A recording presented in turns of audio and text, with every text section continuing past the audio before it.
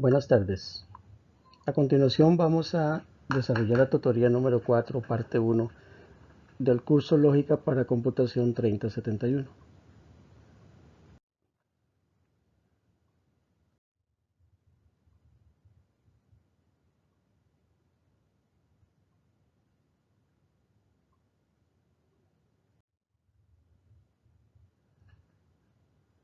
La tutoría comprende los temas de arreglos y subprocesos. Arreglos. El arreglo es un tipo de dato estructurado formado por un conjunto de elementos de un mismo tipo de dato. Existen dos tipos de arreglos.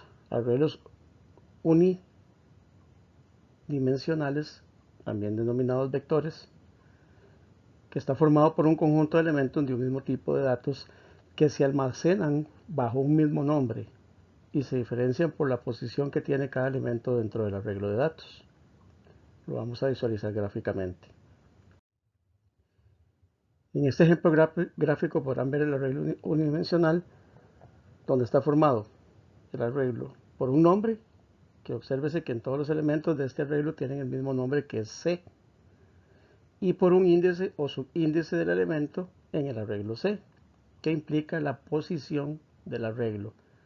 Entonces podrán notar que, por ejemplo, en la posición C0, que es la que estoy marcando aquí en un círculo, su valor es 12. Y en la posición, por ejemplo, C6, su valor es 8. Es de suma importancia asignar un nombre significativo a los vectores. Los vectores, lo vamos a ver más adelante, en la forma en cómo se definen, requieren de un nombre, que en este caso es C, y la cantidad de posiciones que se va a almacenar en ese vector y cantidad de valores en cada una de esas posiciones. Por acá podemos ver un ejemplo programado del arreglo unidimensional. En este caso tenemos el algoritmo llamado ejemplo vectores, que lo podemos ver acá. Y a continuación, de inmediato, vamos a definir el vector con sus nombres y cantidad de posiciones que va a estar asignado.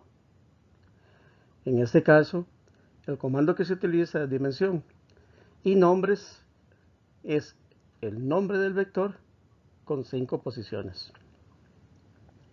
Para este caso en particular, en este ejemplo, vamos a llenar el vector con estos nombres directamente en el algoritmo. Entonces, en la posición 0 va a estar el nombre de Juan, en la posición 1 Pedro, en la 2 María, en la 3 Humberto y en la 4 César. En el siguiente ejemplo que vamos a ver a continuación, verán que existe también la forma de que el usuario sea el que complete la información del vector.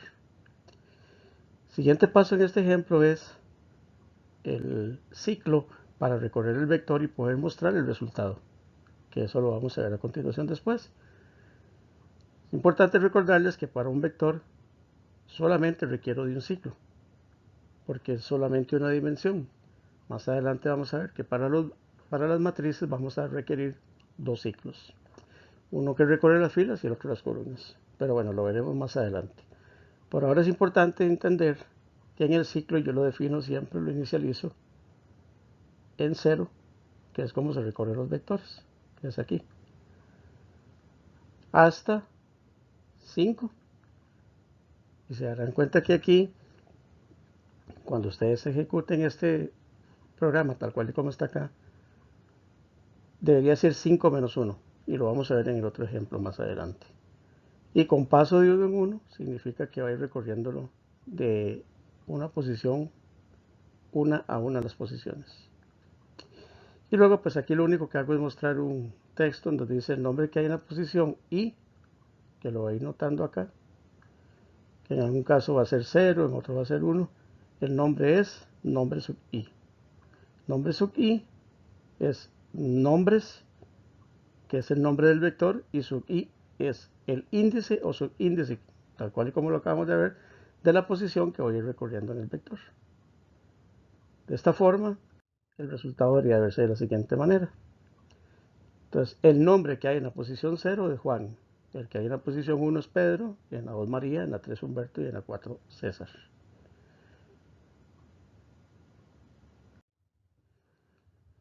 Este ejemplo es similar al anterior con algunas variantes.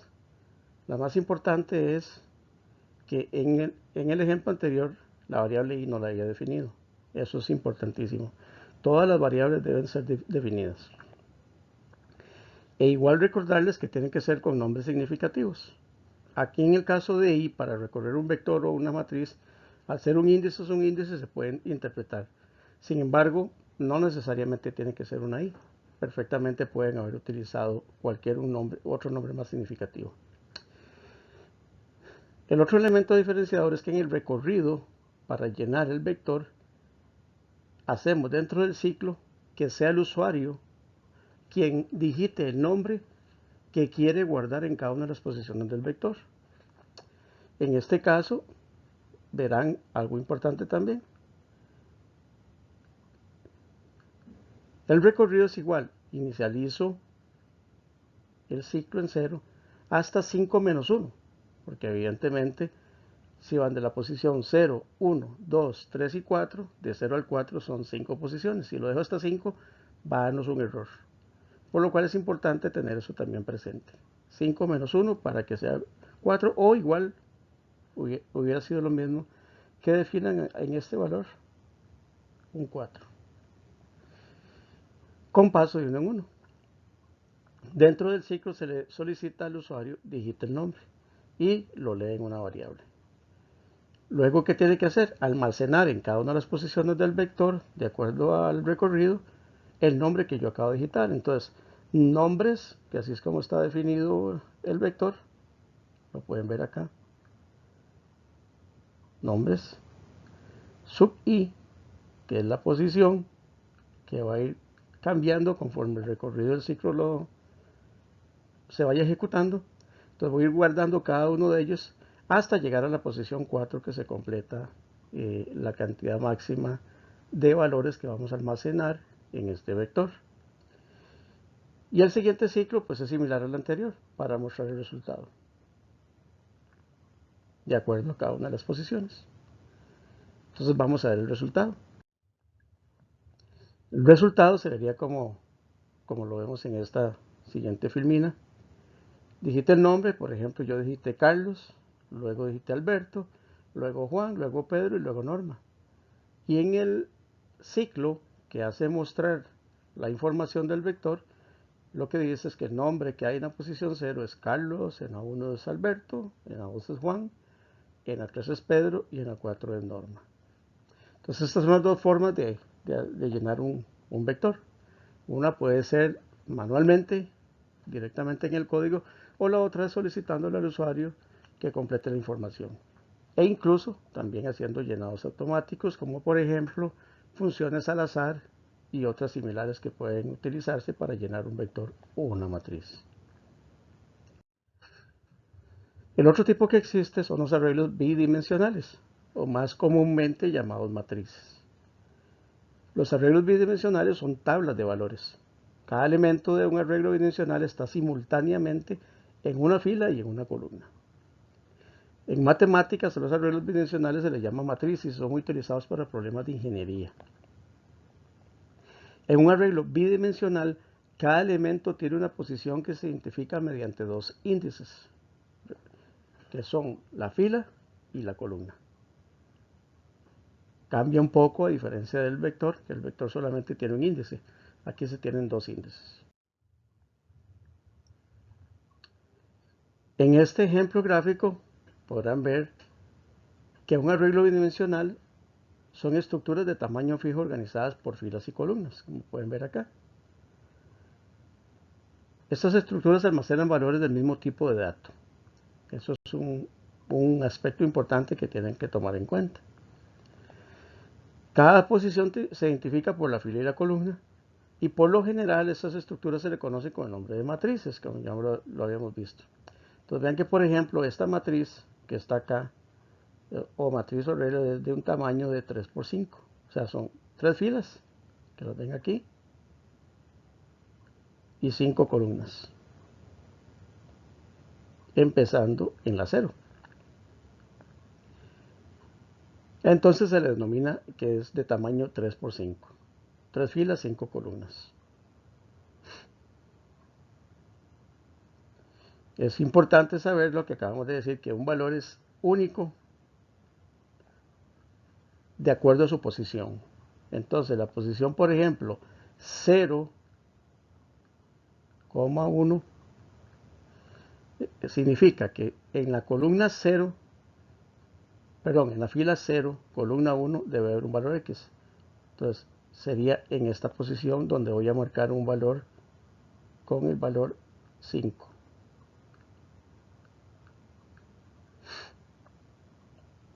Cero fila, la columna número 1. Así por ejemplo, la fila 2, 4, vamos a ubicar el valor 10. Sería en esta posición. Podrán ver fila 2, columna 4. Y así en lo sucesivo. Aquí vamos a hacer un ejemplo de un algoritmo utilizando una matriz. Entonces, igual que las anteriores, es importante seguir con las mismas reglas. El algoritmo debe tener un nombre. Se definen las variables, que en este caso vamos a definir fila y columna como entero, que están acá. La dimensión sería 3 por 3, en este caso. Siendo 3 por 3, evidentemente sería del 0 a la posición 2, que incluye el 0, el 1 y el 2. Son 3 posiciones, a sabiendas que de la misma forma como lo hicimos en el vector, las matrices deben inicializarse en la posición 0. Otra cosa importante, como pueden notar acá, es que las matrices se recorren usando dos ciclos. Uno que es para filas y el otro que es para columnas. Entonces igual en este caso, para fila 0, que se inicializa en la parte donde va a arrancar las filas, hasta 2 con paso 1, y para columna 0 hasta 2 con paso 1. Y aquí lo mismo que hicimos con el vector, pero a nivel de matriz, vamos a solicitarle al usuario que introduzca el valor de la fila X, de acuerdo al valor, y columna Y, de acuerdo al valor. Y luego leer en matriz, que así fue como definimos el nombre de la matriz, igual que el vector debe tener un nombre, y las dimensiones, al ser bidimensional, la primera son filas y la otra son columnas. Aquí lo vamos llenando con el valor de la fila y la columna que el usuario ingresó en el momento de digitarlo. Y de la misma forma se genera un ciclo para mostrar el resultado.